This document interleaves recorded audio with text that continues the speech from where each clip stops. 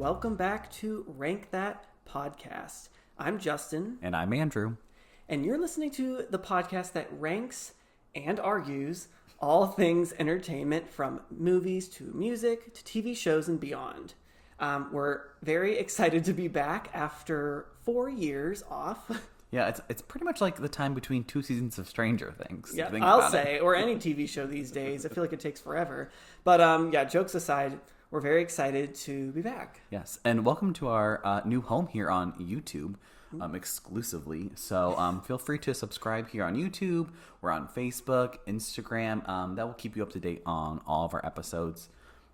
What's coming and the schedule and everything like that. Yeah, absolutely. So we thought it'd be really fun for the first episode back to rank some movies. And when I say rank some movies, we wanted to take a look back at the decade so far. So the episode today is the top 10 movies of the 2020s so far. So very excited. I feel like we're going to have a lot of crossover. Probably. We like a lot of the same movies for the most part. I would say movies are a little bit different than maybe our music tastes. But yeah, I'm still interested to see. We'll see. I think there's a few on here that might surprise you a little bit. Oh gosh. Am I going to be annoyed about it? No, I don't think so. I think you like all of my movies. Okay. Am I going to be annoyed about yours? If I glance through, I don't think. Well, you're dramatic, and so I feel like there's a couple that you're probably going to be freaking out where I have them, but they're literally in my top 10, so I feel like you should be happy it's on here, but I'm sure you'll still be upset about it. All right, we'll see. Yeah.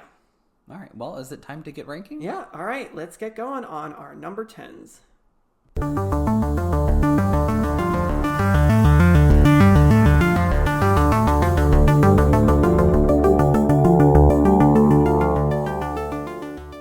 So I'm going to get us started here with my number 10 movie of the decade so far. I just never know if these are going to be controversial opinions for like the general public or regular person. But my number 10, surprising for me because I'm not a huge musical person. Oh, no. But number 10 for me is West Side Story.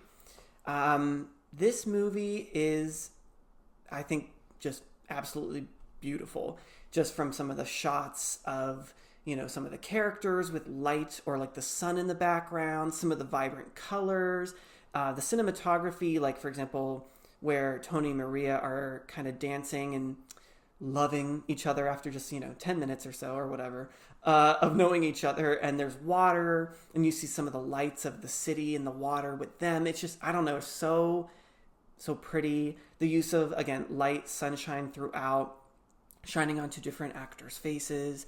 The music and story, of course, it's nothing new. It's a remake of a movie from the 60s, but it's just timeless. It does an excellent job of updating something from the 1960s and kind of bringing it into modern times. I love the dancing and choreography. Again, it feels a little bit more updated, but still kind of feels like it's appropriate for the time period it takes place. The colors, the look of the film are so pleasing to the eye. And then the acting as well is very stellar. I still can't believe Rachel Ziegler wasn't nominated for like anything, like an Oscar. Don't get me started on that. Yeah, I just don't understand. No offense to Ariana, Miss Angela Bassett did the thing. Love her. She's great in that movie. Rachel might, for me at least, I think she was better. Yeah, but they should have been in different categories. Well, no, I know. I think Rachel should have been up for Best Actress is what I'm saying. I just can't believe she wasn't. So yeah, she's fantastic. As is Ansel Elgort. Everyone does a really great job. And no surprise because it's Steven Spielberg. But he just does a superb job.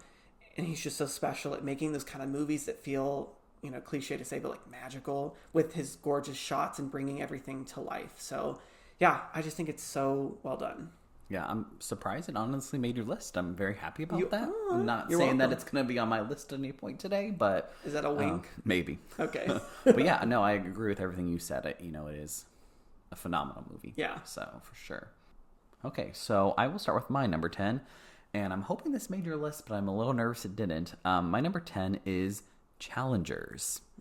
So, I just think that this movie is probably on this list alone for the soundtrack. The soundtrack is I mean, I honestly, we put it on sometimes when we're just hanging out in the house, and it's a banger after banger soundtrack. So that alone gets it on this list. But, jokes aside, it really is a good movie. Obviously, Zendaya is in this, and spoilers, Zendaya will be on my list a lot, and I'm not mad about that. The whole love triangle relationship, it's messy, it's fun to watch. Plus, Justin loves tennis, so I feel like that kind of I do ups it up a little bit on the list. It happens probably at least at every major in tennis every year. This whole storyline in Challengers actually happens. Oh, yeah, I'm kidding. I'm kidding. Yeah. The scene where the camera becomes the ball. And it's very cool. I remember watching this in theaters and my mouth dropped. It was just such a cool scene. I absolutely loved it. So yeah, I love that movie. We've watched it a few times now since it's been out. So it's always something I will go back to. Or just put on the soundtrack. One time I remember working out and having the soundtrack on because it's actually pretty good to work out to. I would put that soundtrack on to anything. I know. Anything. It's so good. So yeah, no, I agree with everything you said. We'll see if it makes my list. I guess we'll see. But yeah, I love tennis. I love the plot. I love almost the kind of shots and like you said, where the camera's the tennis ball and just some of the kind of things I guess that you kind of see. It's very cool looking and also unique in the way that it was kind of shot. Plus you love Zendaya, correct? Of course. Who doesn't? All right. So for my number 9 movie, I have Spider-Man Across the Spider-Verse. So these movies, I believe the third one is coming out in 2027, which we talked about recently. That's going to be a stacked year. Can't wait to rank movies. those movies. Yeah, TV shows. Just there's a lot coming out then. But anyway, this is the second in the series, the newer animated Spider-Man series, a continuation of the Spider-Verse franchise, and it's just incredible. If not, maybe even more so than the first one. I think I like it more than the first one. Yeah, I actually do too. Which I believe came out in maybe 2018, I want to say. Something around the end of the decade. 18 or 19, I think. And it's just so amazingly cool looking. The animation's so vibrant in color and texture. Everything has a kind of 3D kind of drawn, but also computer animated. I don't know. It's they combined the best of both worlds for this, and it's so cool. I love the continuation of the concept with the different universes, different versions of the characters, and Spider-Woman, Spider-Man, of course, all of the different characters in their respective multiverses. Feels kind of like an old school comic book TV show or movies, but with kind of a modern twist. I don't know, with the kind of a bad guy's just a bad guy or a villain or whatever, but like how they used to do in the olden movies or comic books. I don't know. I love the voice actors, that they do an amazing job with the performances, and maybe this is a big theme as well, but the music is really great. I remember thinking good in that. Oh, this really enhances everything. So yeah. Fantastic movie. That I think honestly was my number 11. I'm very sad it didn't make my list. I thought we were going to do honorable mentions. Well, spoilers. That okay. Well, that's one of them for me because but I do. You're right. I love that movie. The ending where you left on such a cliffhanger. I remember being I need to see the new one. Yeah, it's annoying. Now, you wait years. Yeah, just forever, rank that podcast. Yeah. Kidding, but not really. Yeah. All right. So my number 9 is Dune/Dune Part 1. I don't know if it is classified as Part 1 or if it's just probably classified just as Dune. Part 1, I guess, because there's now another one. Yes. So obviously the first movie. This movie, I remember going into it and being a little nervous just because I had heard that it was, this very overly complicated, space adventure, kind of like Star Wars, but much more complicated. And so I remember being like, okay, I think I'll like this. And I was shocked by how much I enjoyed this movie. The world building is so cool. And it's very complex, but I think that the movie does a really good job of explaining everything that's going on so that you are never actually confused as to what's happening. Agreed. The action, love it. I mean, this is peak action, sci-fi action movie. I would put this probably over Star Wars when it comes to action. I don't know if that's controversial, but I think the first Dune movie takes about 45 minutes to really explain to you what's going on, the world, and everything like that. And then it definitely has a few really good action scenes, but I wouldn't say it's bam bam action that is better than Star Wars. But the action that is in there, I think is probably I see better. What you mean. Especially modern day Star Wars, let's be honest. Yeah. And you're right. It's a little bit slower at first, but it's a first half of a story, and it doesn't ever feel like I'm just watching the first half. I feel like I'm watching a complete movie, and Mm-hmm. I really enjoy that. And also, again, common theme, I guess, the soundtrack in this is. I thought you were going to say Zendaya, but I guess also that. I mean, she's also hardly in this Zendaya. one, You're though. right. She is in this technically, But for like, what, 5 minutes or? she's in it. Okay. She is the Still starring counts. role, in my opinion, but that's fine. So that's my number 9. Yeah, no, great movie. Everything you said, I agree with, which is just weird that I'm not arguing with you. But yeah, no, I agree. I also think the performances are great. Like sometimes if you see like a sci-fi movie, it's like the universe or world building, everything is definitely the best. And then sometimes the performances can be like, that was fine, or they did an okay job. But like you definitely do not feel like that in these at all. So yeah, I agree with everything you said. All right, moving along on to number 8. Now, this movie, I'm sure maybe people have not seen it, or they're going to think this is an odd pick, but I don't care. I picked it. So my number 8 is Barb and Star Go to Vista Del Mar. It is a bonkers, stupid, funny movie. It's just absurd on purpose, and it keeps just going and going and going in this crazy out there way. But if you like that and you find that kind of thing funny, it does it very well. Hilarious with some of the concepts. Yeah, it has a really beautiful kind of heartwarming theme of friendship or best friends kind of thing over the whole arc of the movie, and just being yourself, not being afraid to be yourself, which is really great. But it's such a just good pick-me-up movie if you're not feeling great or feeling a little down just because of all the craziness. Great movie to watch with your best friend. Again, good friend movie. And I love the performances. They lean into it in the absurdity so much. Kristen Wiig and Annie. I think her last name's Momolo? Momolo. Yeah, Momolo? she's great. Annie Momoa, Jason Momoa's wife. Just They look kidding. the same. Yeah. And then Jamie Dornan does an incredible job as well, which you would not think, because I don't think he's hysterical really in that. in too many comedies. But yeah, he's very funny. And then just some scenes I just kill me. Like we always talk about the airplane scene where they just talk about how like a woman named Trish is just like the best thing ever, and they keep the whole flight talking about what makes her so great. Forever.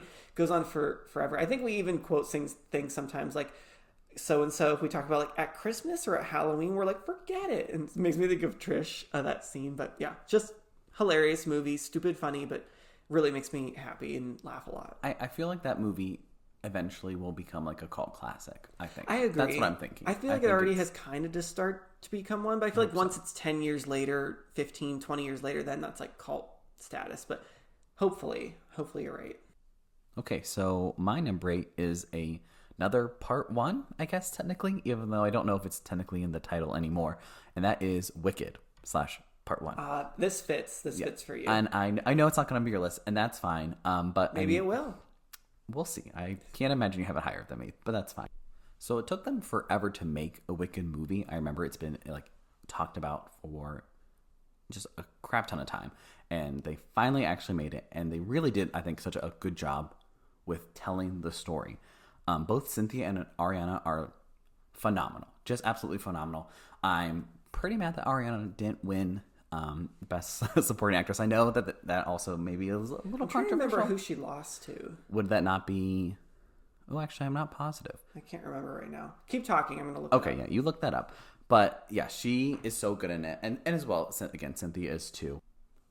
I also think that John Chu directed this phenomenally, and I do feel like he got a little bit of hate when it came to his like cinematography. You know, some of the color choices. Oh, the coloring or lighting was kind of and I don't. Wasn't it really I don't bright get or it. something? I guess I don't know. I don't. By the I way, don't the person who won Best Supporting Actress was Zoe Saldana. Okay, I said Saldana. Yeah, Whatever. I stand by my opinion then for sure. We didn't see that movie, but we didn't really. We didn't need to see that. We didn't need to. I would say that the soundtrack is 10 out of 10. We have had it on repeat pretty much since it came out. The Wizard and I and Defying Gravity are just perfect in my opinion. Every 2 seconds they're played in this house. Yeah. It seems like. It's true. So I cannot wait for the new one to come out in November. It's been killing me just having to sit here and wait ever since we saw that.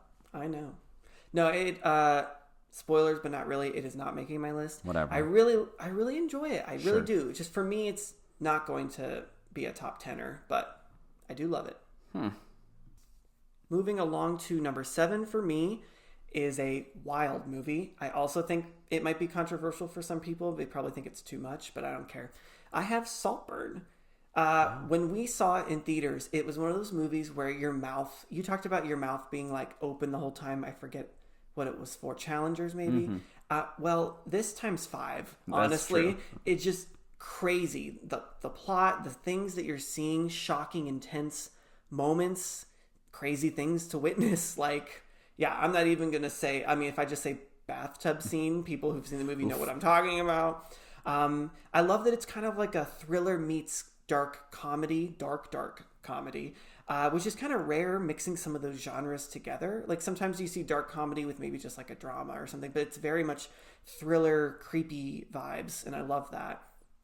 I love that there are certain shots in the movie which create this kind of like paranoia sense. Like when you're watching it, you can feel danger, like it's something's definitely not right here. I love when movies do that. And the performances are great.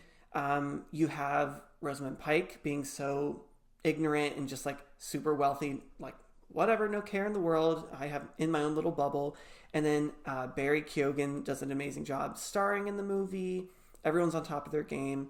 And yeah, there's just some really great themes if you really dig deep and think about it, about obsession and excess and how far someone will go to get what they want. And it's terrifying. So I don't know. It's just really a cool movie. And by cool, I mean a lot, but in the best way, you know, it's very unique. So yeah. And you did forget the most important part of that movie.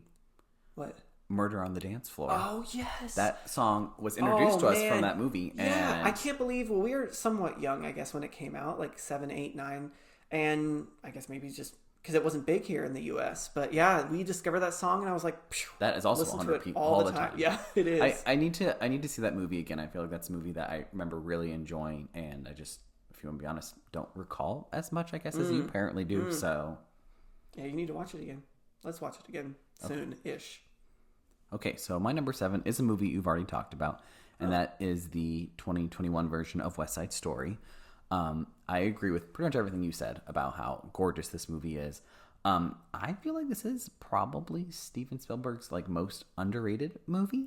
I feel like everybody kind of slept on this. I don't even know if it like did that well at the box office is my guess.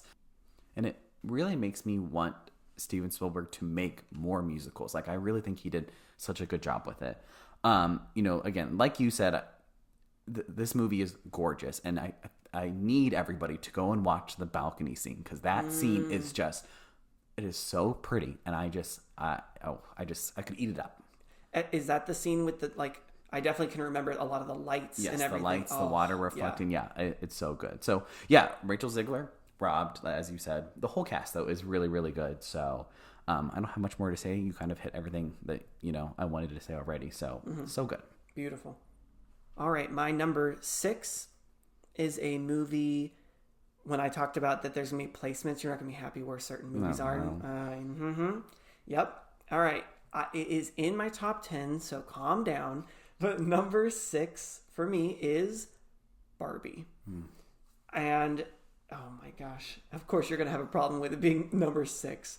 So, yes, it is such a universally loved comedy movie that offers so much about, you know, feminism, not feminism, how society views certain stereotypes and what Barbie should look like in modern times. You know, it's just critiquing so many different things. So it's very interesting looking at it from a lot of different perspectives. Also, just masculinity as well, how people look towards women and how they are looked at from the male perspective, all kinds of stuff like that. Just very interesting, but also just on top of just a lot of hilarious moments and performances, specifically Margot Robbie and Ryan Gosling, who are just killing it out of the park. I love the set design.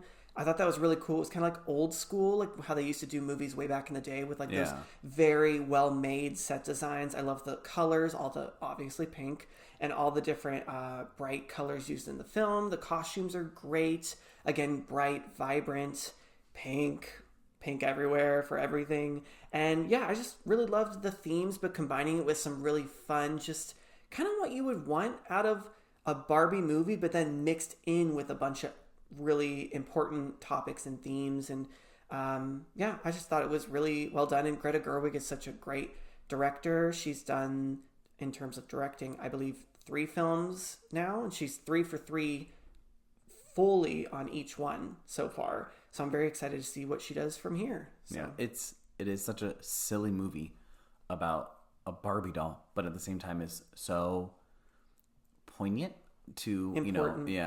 to feminism today. So Yep, it seems a little low, but that's fine. you're gonna be okay. Okay, so my number 6 is The Holdovers from 2023. And this is a Christmas movie that's actually good. I feel like we haven't really had that in a very long time. But it's like a Christmas movie in the sense of, it's set at Christmas time, and it definitely gives kind of that Christmassy vibe, but it's also, it's very sad, the movie. I remember crying quite a lot when we were in the theater seeing this. The scene when Divine Joy Randolph is at the party and she's in the kitchen. It's so good. And again, I think she deserved her Oscar just from that scene alone. It's just almost like a genuine acting. I feel like, it feels very natural. It's not over the top. It's so good. I mean, the whole cast in that is actually really good. I think his name is Dominic Sessa, I think is how it's pronounced. That's his first movie he was ever in. He's really good in that. Paul Giamatti is great in that. Again, this movie just makes me feel all of the emotions. Like, it makes me happy. It makes me sad. It's a movie that I feel like for us is going to become like a Christmas classic. Like, we're going to watch it like every Christmas moving forward. For sure. So, and I don't know, it's directed by Alexander Payne. I don't know if we know a lot of other his movies, but it kind of makes me interested to go back and see some. I think that we might have, I definitely have heard of quite a few, but I feel bad in saying that I feel like I don't know that many, at least very well. So yeah, I agree with what you're saying. And also, yes, I feel like for us at least, it is like a modern day Family Stone, if anyone's ever seen that Christmas movie, where it has all the different types of emotions set at Christmas time, heartwarming but also very sad. And it's like weird watching it at Christmas because you get all the feelings in like a hour and a half, 2-hour movie, but it's nice. I agree with everything you're saying. It's just such a good watch, and everyone does an amazing job acting wise. So yeah. All right, my number 5 is a movie you've talked about. So and it is Dune Part 1. Wow. I know, crazy I have it this high maybe, but I don't care.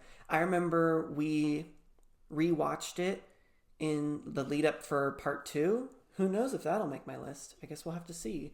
But I couldn't get over, I think that was my second or third time watching it, how, like, I think the first time I saw it, it was like a lot to take in, etc., the world building and everything.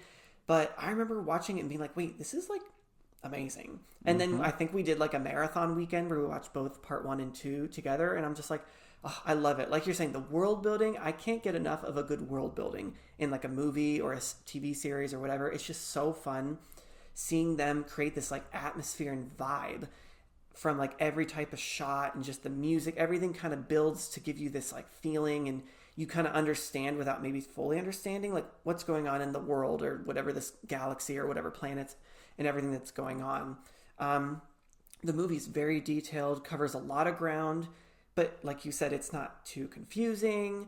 I'm not going to say too much else. You've kind of covered everything with the acting and visuals. Action scenes are amazing. But yeah, I just love the vibe of the movie and what's happening in every scene. It's just so well done. And I think it's kind of underrated because I'm sure people just think of Part 2. But I think Part 1 is very, very good. Obviously, it's my number 5. So, but yeah, love this movie. So my number 5 is The Batman from 2022. It's directed by Matt Reeves. This movie is 3 hours long practically, but I would say I never feel its length. We've watched this a bunch since it's come out. I feel like this is a movie that we watch a lot, and I'm not quite sure why, but I'm never mad to put it on. The aesthetic of this movie is so dark and gritty, and somehow it is like the most dark and gritty Batman movie they've made, including like Christopher Nolan movies, which are very dark and gritty. I feel like The Dark Knight is, but this is just, it's so almost menacing, the whole movie, and it is so well done. The score, again, going back to the score, I feel like that is clearly something that I enjoy in movies because this is such a good score. The car chasing between the Batman and the Penguin is, in my opinion, probably one of the best car chase scenes out there. That and Mission Impossible: Dead Reckoning.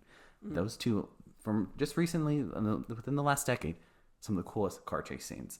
And again, I really enjoy that it's also a mystery. Like, Batman is known as, quote, the great detective. And this is like the first Batman movie to really do like the whole mystery detective aspect of it. And it's just really, really well done. I completely agree. We'll have to see if it makes my list. I'm sure it will. Yeah. So, all right. My number 4, it's the Batman. That's funny.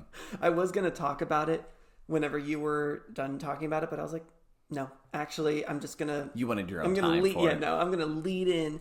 No, I agree with everything you said. It is steeped in, like, atmosphere. And I think to build on what you said of the dread or darkness, I'm pretty sure it starts off at Halloween. And I think that's almost the perfect kind of thing to say about it. It feels very Halloween, or like a rainy night on Halloween. And maybe because that is what it was in the beginning of the movie. There's rain. It's constantly dirty, dark. I love that about the movie. And fantastic action sequences, like you said. Everything, again, I love when something feels very comic booky style. I've said that before already in this episode, but at the same time still grounded in modern reality. And I love the combo of the two, where everything still feels like, well, actually that feasibly could happen. I think it's cool that they do that combined with kind of like comic book type stuff.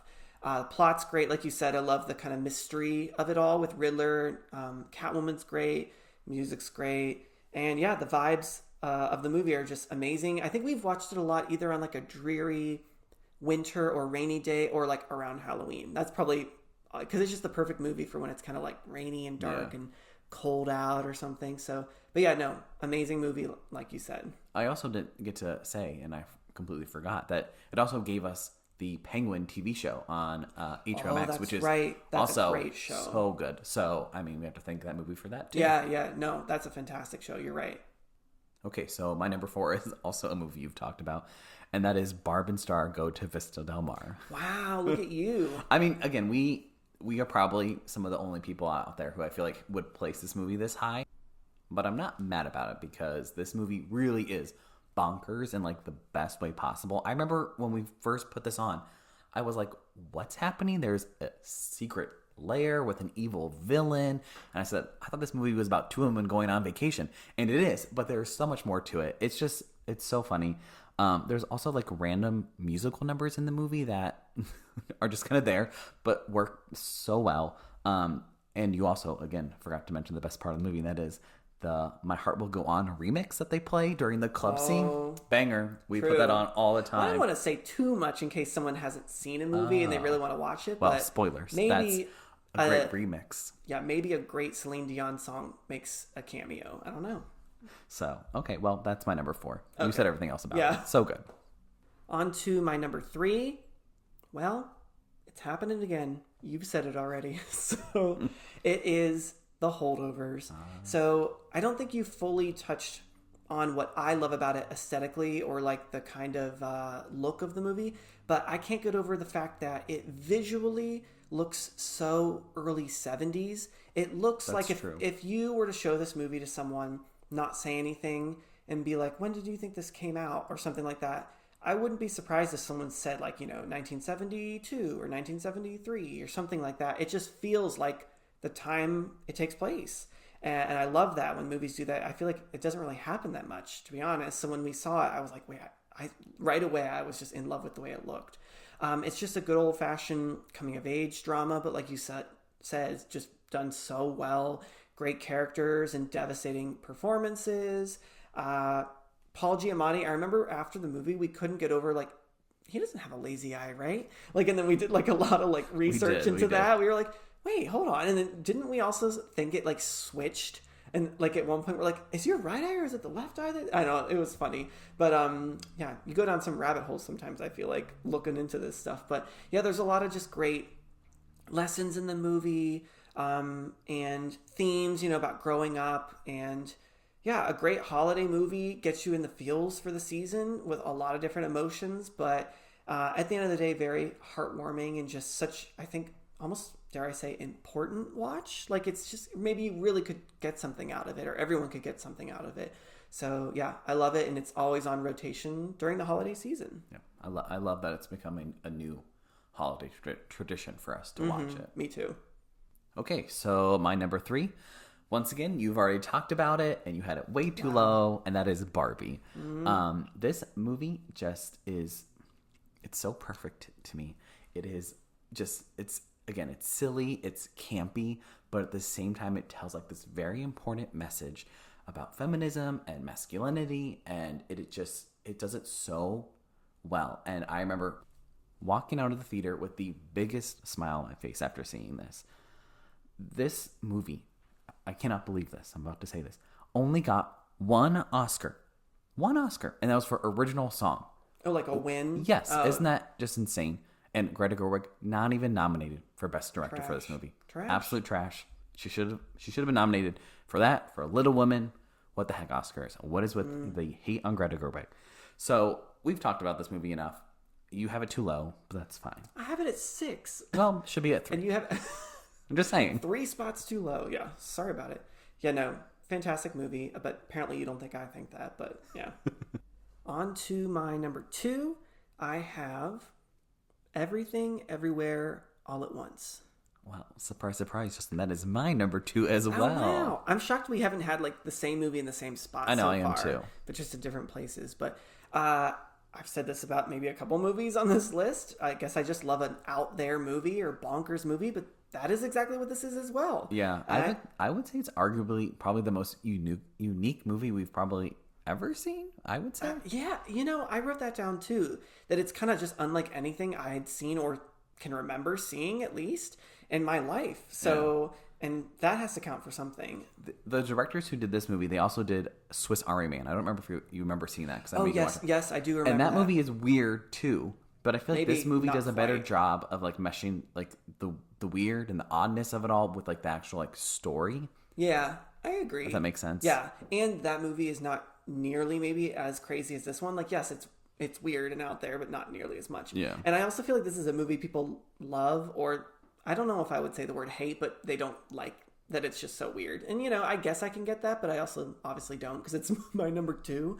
But yeah, just some of the most experimental, odd choices in a movie, but it pays off extremely well because you combine all that weirdness and out there stuff with a movie that's just the importance of family and acceptance and love.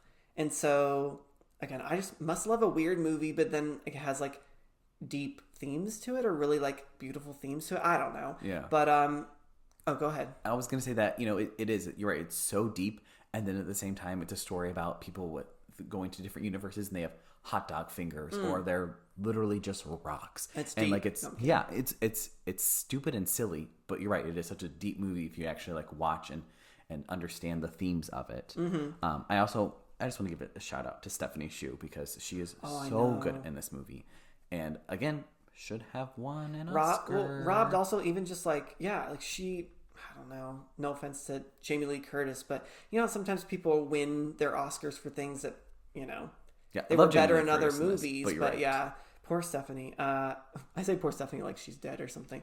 But no, but also Michelle Yeoh was amazing in this as well. Yes, she's great. I also love that it has a ton of different genres all mixed together. So like we said, the kind of crazy comedy of it all. It's kind of adventure, part sci-fi, part action, even like some fight scenes. Yeah, there's just everything. Everything. And the visuals also are incredible. Yeah. And I also think that it kind of is like perfect where it came out because it did the whole multiverse thing before like Marvel ran it into the ground and made it like not unique and fun. Like this was kind of there before it became like a common thing. Yeah, like it wasn't brand new, but it wasn't completely like, yes, we get it, like, multiverse and everything. But yeah, I totally agree with what you're saying. But yeah, just stunning, visually beautiful message movie, bonkers, and just so entertaining. I guess that's probably the main thing, is entertaining, right? Yeah, for sure. Okay, so Justin, do you want to go over some honorable mentions before we get to our number 1s? Yeah, sure. So these just missed the cut. I felt bad. Like, I just wish I could include some of them, / I guess all of them, but it's a top 10.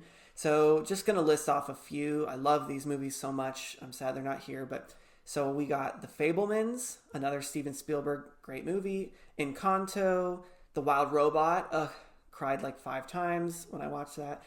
Challengers. Sorry, Andrew. It just missed the cut. Oppenheimer. I like that movie more than you do. I know you're a little bit of a hater, but it's a really good movie. It just kind of slows down in the last little bit. And then Sinners from this year, 2025. Very good movie. Yeah, that movie, I think I need to see it again before I could really consider to make my list, but I definitely did consider it. So, what are some of yours? Okay, well, as I said earlier, Spider-Man Across the Spider-Verse just missed this list. Coda, I feel like an Oscar Great nominee movie. that really people kind of don't like that much. Or they forget about it, maybe? Yeah. Spider-Man No Way Home. I love me a good Spider-Man movie, so that's on You there. mean you love Tom Holland? Andrew Garfield's in it. Tobey Maguire. Okay, all right, Zendaya. all right, that's Thank true. you. The whole cast. Zendaya's just in all of your movies. She is. She though. kind of is. The Fabelmans, like you said, so good. And then also Mission Impossible Dead Reckoning, which, again, people, for some reason, don't really rank that high in Mission Impossible movies, but I love that one. So. That is a good one. Those are good picks. Thank I know, you. I'm sad that a lot of these didn't make ours, but oh well. There can only be 10 movies that make the list. But, all right, getting into my number 1. I have a feeling it is your number 1 as well. Just on process of elimination. And that is, you want to say it at the same time? Ready? Dune Part 2. 10. I'm kidding. Part 2. Yes. Not a surprise, as we're such a lover of sci-fi, action, adventure, visually stunning movies. And that is this movie times 3. Everything about the movie is so well done. Everything we said about Part 1, same here. The visuals, world building, but also this one has even more amazing action sequences. Stories improved upon. Acting is still insane. Some specific scenes that I just think of when I think of this movie, they just blow my mind how like cool they look. Like when they go to, I feel horrible, fake fan, but the planet with Fade Rotha. I can't remember the name of the planet right now. Yeah, I don't know. But everyone's like real like pale white, and like everything is really like how the sun bright, is. and how the sun is. That whole scene of him fighting, killing just random kind of like slaves, and then meeting up with Léa Seydoux' character or whatever in that dark kind of building, and it's like at night, and they have fireworks going off. I don't know, that whole 10-15 minutes just yum, incredible, perfect, amazing. And there's a lot of scenes I just am obsessed with. Yeah.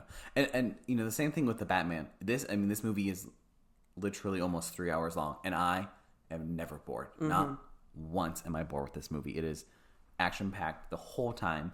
It is just a phenomenal sci-fi masterpiece, in my opinion. I don't know about you. I know for me, this is in my top 10 favorite movies ever. Like, it is that good. Yeah, for me, I think it just makes that. So if we ever do that list, well, we'll see. I mean, maybe it would change by then, but that would be a fun episode to do. Well, but spoilers. Also could change all of the time. But yeah, no, the acting is also amazing. Your girl, I mean, she's my girl too. But Zendaya's Chani is great. Austin Butler, I'm obsessed with his character. Fade Rotha. Maybe weird to say because he's kind of a psychopath, but I don't know, even like bald and like scary, he kind of does it for me. I don't know, but he does for you too. But no, I love the performances as well. I feel like you were going to say something else. Well, I was just going to say that this is something that we don't do very often. We went back and saw this the very next weekend. Yes, we did. Yeah, we were obsessed with this. It's so good. I cannot wait for part 3. I know. What is that, 2027 too? I feel like I read updates about the movie, but I'm a little maybe behind. I can't remember if a script was fully finished. Am I wrong? Because I don't even know if they've figured out when they're going to be doing filming. I don't know. I thought I saw that it was 2027 because that is when they're trying to have it come out. Yes, correct. Okay, so let's go. We've been talking about 2027 a lot in this episode, or at least I brought it up at least once or twice. But dang, that year is going to be stacked with. Wait. I thought you said campy. Can't wait. Yes, but yeah, no. Amazing movie. It checks off all the boxes I'm looking for in a great, visually stunning sci-fi adventure action movie. So, yeah, amazing movie. Well, we made it to the end of the list, and I think that was really fun, and we didn't argue that much because we had a lot of the same. I know, we had quite a bit of the same, to be honest, so I'm sure that's not going to be like that in future episodes. Sure this is very odd for us, but that's okay. You're going to argue with me after this about Barbie being sixth place for me. Probably Even though yours was a third place, it's not that different, but yeah, that was fun. Yeah. So for everybody, just once again, if you want to follow us here on YouTube, again, we're on Facebook, we're on Instagram. Who knows? Maybe we'll get on in the TikTok. Future. Oh, yes. That's hip and cool. Oh, yeah. We're hip and cool. So, but yeah, that was really fun. Follow us there and join us next time on another episode where we will rank something entertainment-wise and do our top 10. And hopefully that time maybe argue a little bit more.